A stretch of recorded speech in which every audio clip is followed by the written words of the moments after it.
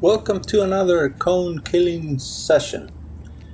I think by now you probably have seen that my goal is not to kill the cones, but it happens inevitably every once in a while.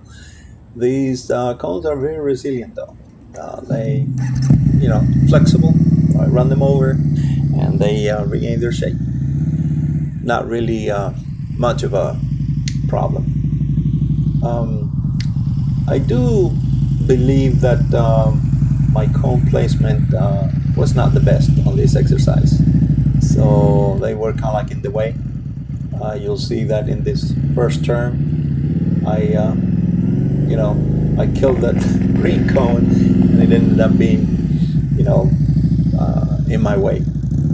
And what happens is, you hit something or you look at something, you're gonna hit it, and then out of the exercise I go. This cone placement, I think, is something that I need to work on a little bit more. I've been looking at some of the exercises, with Jerry Palladino and a host of other people there, and I think I'm going more of the way of not using cones at all, using less cones, at least at the beginning, and try not to run them over. I tend to get not confused, but too fixated on not hitting them, and I end up hitting them. So I think that is part of the issue. Anyway, I think this exercise, even though not perfect by any means, is giving me, a little bit more. I don't know. I think a little bit more smoother turns. You probably will disagree there. And I'm not yet turning my head.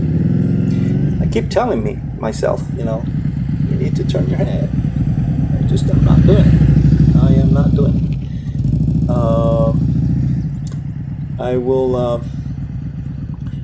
I will try to be a little bit more conscious of that head turn, because I do know that it helps. I mean, I've done it a couple times consciously, making the turn, and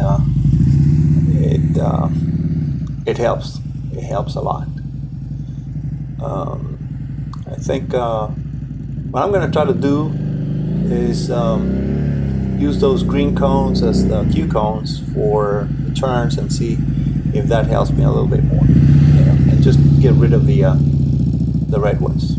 I'm killing them all anyway, so by the end of today there won't be that many left. Anyway, I think this practice session is today has been pretty good.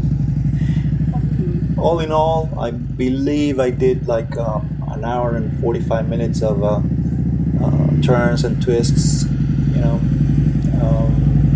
It was pretty hot today in Germantown, Tennessee, and had to stop a couple times there because the fans started going. Thankfully, this is a water-cooled V-Rod, so not just a regular, typical air-cooled Harley. Otherwise, the heat would have been preventing me from running that long. That cone almost lost its life today. Yeah. So, as you can see, the turns are getting a little bit better. I'm leaning the bike a little bit more. I guess getting a little bit more confident in the leaning, getting a little bit more confident in the counter steering, counterbalancing, and of course that helps. It does help a lot. Being able also to turn with a little bit more speed, which also helps.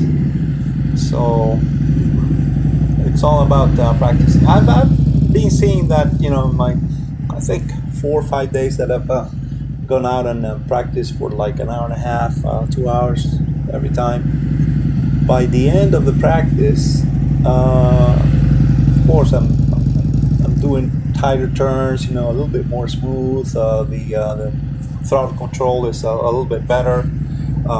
Clutch friction zone is right there, but I just haven't been consistent in going out and playing with the bike. At least 2-3 times a week, like I would like to do. So I think if I'm able to get to that point, I should be able to get my turns to like 18 feet, which is my goal, and progress from there to other things. I've been mostly concentrating on the S turns or the figure eights. I've been told that that exercise kind of like comprises everything else. I think that's right. I think the figure eights are a pretty complete exercise. It puts in counterbalancing and throttle, rear brake, and friction zone all together in one exercise. I think the tighter it gets and the smaller the circles and all that, it's where I can get more refined the practice there. But like I said, I just have not been able to get consistent in it. Anyway, this hope you like this video, and that you leave me some comments there, and I'll appreciate any suggestions. Thank you.